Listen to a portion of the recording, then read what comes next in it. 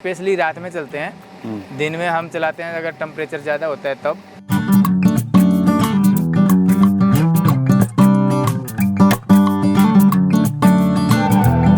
ये जो इसका बच्चा है, जो इसका सीड जो है जिसको हम बोलते हैं, ये साउथ में आंध्रा में विशाखापट्टनम, उड़ीसा, पुडुचेरी साइड से वहाँ से आता है।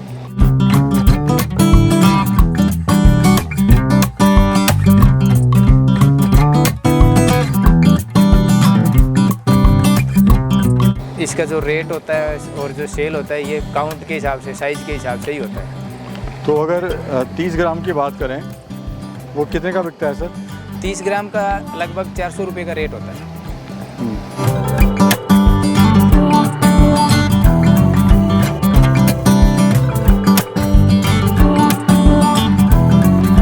एक पौंड से लगभग 4 से 5 महीने के अंदर हम 5 लाख रुपए तक का प्रॉफिट ले लेते हैं।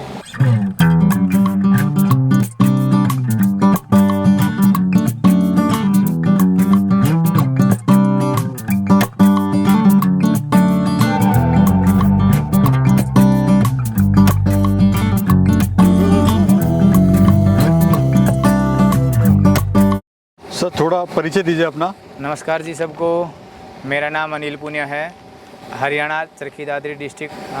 हम अभी यहाँ झींगा फार्म पे हैं जो गांव डोकी में है।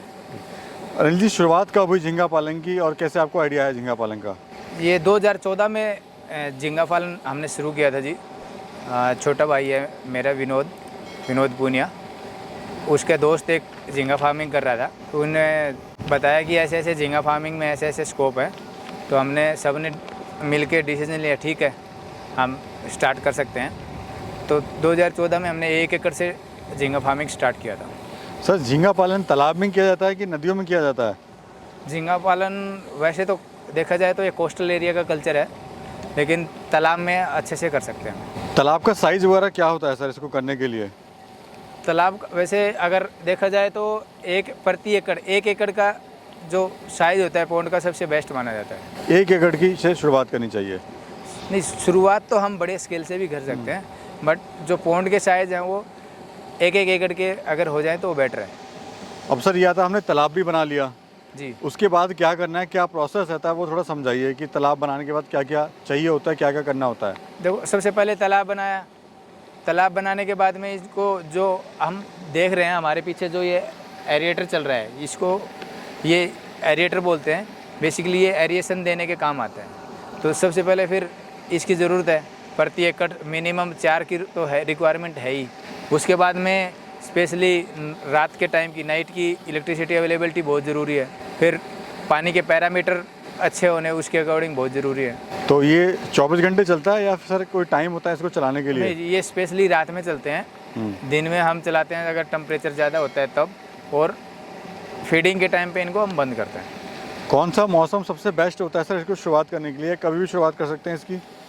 स्पेशली नॉर्थ इंडिया, अपने हरियाणा, राजस्थान, पंजाब में हम ये मार्च मिड से लेके और अक्टूबर लास्ट तक का ही टाइम जो है वो सूटेबल होता है। बेसिकली इसमें क्या है कि जो वाटर टेम्परेचर है वो 25 डिग्री से कम नहीं होना चाहिए। अगर 25 डिग्री से अगर कम होता है तो इसमें ग्रोथ आनी बंद हो जाती है। सर हमने बच्चा भी डाल दिया, उसके बाद का प्रोसेस क्या है?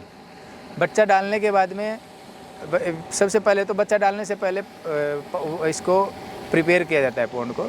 उसमें कुछ प्रोसेस होते हैं, फर्मेंटेशन करना, मिनरल ऐड करना। उसको रेडी करने के बाद में हम स्टॉक कर सकते हैं।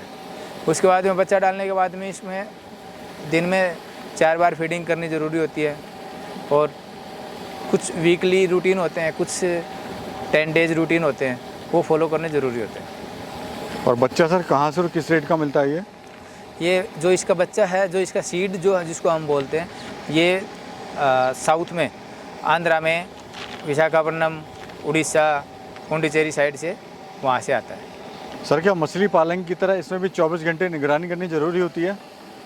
हाँ जी बिल्कुल, ये मछली पालन से भी ज़्यादा निगरानी की ज़रूरत होती है।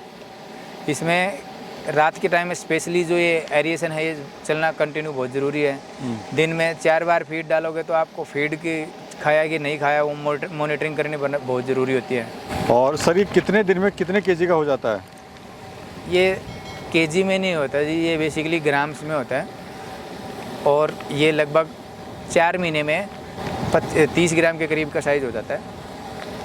और जो इसका जो रेट होता है और जो सेल होता है, ये काउंट के हिसाब से, साइज़ के हिसाब से ही होता है।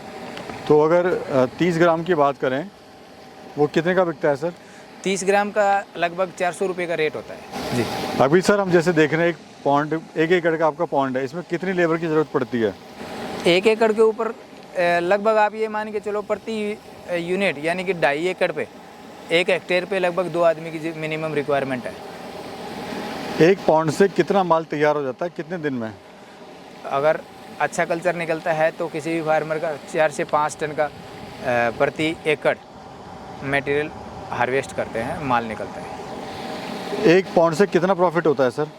1 पौंड से लगभग 4 से 5 महीने के अंदर हम 5 लाख रुपए तक का प्रॉफिट ले लेते हैं। सर माल बेचने में कोई समस्या होती है इसमें? फ़िलहाल मटेरियल सेल करने में या कोई दिक्कत नहीं है। डोमेस्टिक मार्केट की बात करें तो हमारे यहाँ दिल्ली में गाजीपुर मंडी है, और हम एक्सपोर्टर और प्रोसेसिंग प्लांट की बात करें तो मुंबई में, आंध्रा में, गुजरात में प्रोसेसिंग प्लांट है, वहाँ पे सप्लाई होता है। बेसिकली बाहर माल जाता है टोटली? जी एक्सपोर्ट भी किया जाता है? हाँ जी। सर मछली और झींगा में कंपेयर करें तो बेटर कौन सा है आपकी नज़र में, और क्यों? ये डिपेंड करता है, आप सबसे पहले आपके पास पैरामीटर कैसे हैं। जिस भी फार्मर के पास में अगर खारे पानी के पैरामीटर हैं तो उसको झींगा का खेती करना चाहिए।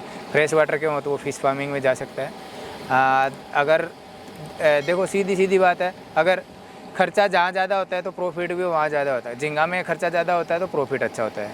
फिश फार्मिंग में खर्चा कम होता है तो प्रॉफिट कम रहता है। सर जैसे मछली होती है, अगर वो नहीं बिकी महीना 2 महीना तो उसका साइज़ बढ़ता है, तो पैसा ही बढ़ता है। अगर झींगा नहीं बिका महीना 2 महीना तो क्या लॉसेस होते हैं, या उसमें भी मछली की तरह प्रॉफिट होता है साइज़ बढ़ता है तो? जी बिल्कुल। अगर झींगा किसी के तालाब सेल के ऊपर आ जाता है, लगभग ये मान के चलो साइज़ बड़ा हो जाता है, तो आप महीना 2 महीना रोकने का कोई गुंजाइश नहीं होती। फार्मर को तुरंत डिसीजन लेना होता है। उसके लिए अभी धीरे धीरे अपने नॉर्थ में, हरियाणा में कोल्ड स्टोरेज इस्टेब्लिश हो रहे हैं, और बायरों की संख्या भी बढ़ती जा रही है। तो ये नहीं है कि अगर आपका पौंड हार्वेस्ट पे है, यानी कि आपका साइज़ बड़ा हो चुका है, तो आप 1.5-2 महीना लंबा नहीं खींच सकते, उसको हार्वेस्ट करना ही होता है। करना ही पड़ेगा। खाने में आप इनको क्या क्या दे रहे हो सर? खाने में इस झींगा के लिए श्रिम्प फीड होता है, जो अपना नॉर्थ इंडिया में, हरियाणा में या पूरी नॉर्थ इंडिया में 1 एंड ओनली श्रिम्प फीड मिल है जो मैन्युफैक्चरिंग है, डॉक्टर रत्तर एक्वा फीड। तो इसके लिए स्पेशली एक फीड है जो फीड ही मैन्युफैक्चरिंग हो, तो वही देते हैं। इसको बाहर से कोई भी अदर प्रोडक्ट हम नहीं दे सकते। कितना समय आप देते हैं पूरे फार्म को सर? हम सर 24 आवर मान के चलो, लगभग हम अंडर ऑब्जर्वेशन ही रखते हैं, लेबर पे डिपेंड नहीं रहते हैं। और एक पॉन्ड से सर कितना फ़ायदा होता है और कितना खर्चा होता है इसमें? लगभग 1 पौंड में 10 लाख रुपए तक का खर्चा होता है, और 5 लाख रुपए तक का प्रॉफिट हम ले लेते हैं। सर मैं देख रहा हूँ जैसे आपका ये पॉन्ड है, तो आपने यहाँ पे बांस वगैरह लगाए हुए हैं जी। उससे क्या होता है और क्या इसका फ़ायदा है? ये बांस नहीं जी, ये चेक ट्रे बोलते हैं इनको हम। ये जो दिन में 4 बार जो फीडिंग करते हैं तालाब में, तो कुछ फीड का कुछ परसेंटेज वो चेक ट्रे में हम लगाते हैं, और वो 1 घंटे में 1.5 घंटे में उसको उठा के चेक करते हैं फीड खाता है कि नहीं खाता है। तो वो ऑब्जर्वेशन के लिए चेक ट्रे बोलते हैं। अभी टोटल कितनी लेबर है सर? टोटल लगभग हमारे पास यहाँ पे 40 आदमी काम कर रहे हैं। अभी सर काफ़ी बड़ा सेटअप आपका हो गया है जी। तो आने वाले टाइम में क्या आपका प्लान है, फ्यूचर में क्या प्लान है सर आपका? प्लानिंग हमारा अभी एक फीड मिल एक्सटेंड करने का है। डिमांड जो है काफ़ी बड़े लेवल पे धीरे धीरे बढ़ती जा रही है। एक कोल्ड चेन के अंदर जो कोल्ड स्टोरेज लगाया है, इसके अंदर एक आइस प्लांट का है। मतलब हमारा प्लानिंग है कि नॉर्थ इंडिया में फार्मर को फ्यूचर में किसी भी तरह का जो पीछे प्रॉब्लम हुई है वो ना आए। और कुछ शुरुआत करना चाहे सर तो कैसे शुरुआत कर सकता है? जो छोटे स्केल पे शुरुआत करना चाहता है तो मैं तो एडवाइस करता हूँ कि कोई कम से कम 2-2.5 एकड़ हो जिसको स्टार्टअप करना है।